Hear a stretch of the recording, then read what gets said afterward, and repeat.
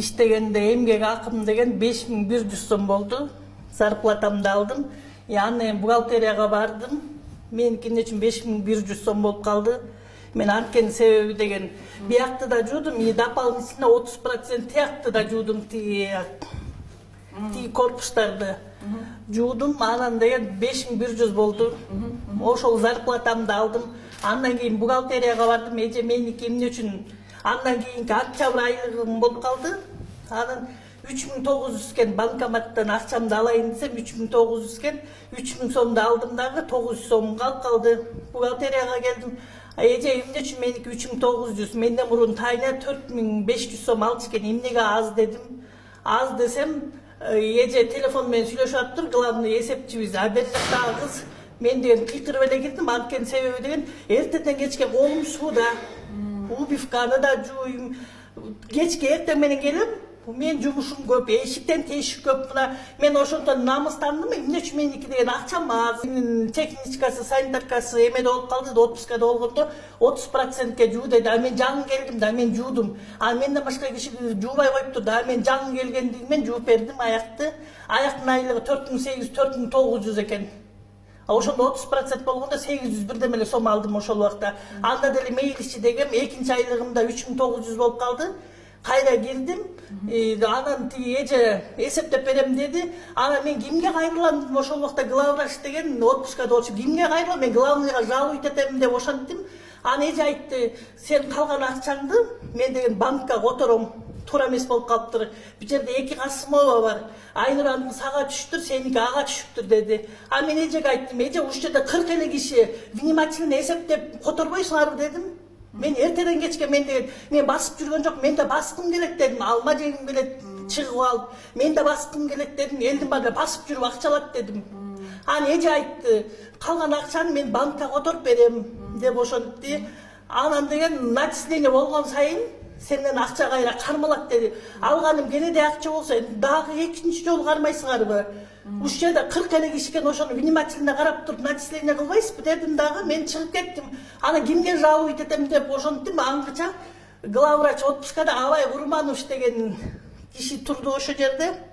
Главврачтын ордунда. Эгер ошол деген главврачтын ордунда болгондо деген эме деп койбойбу?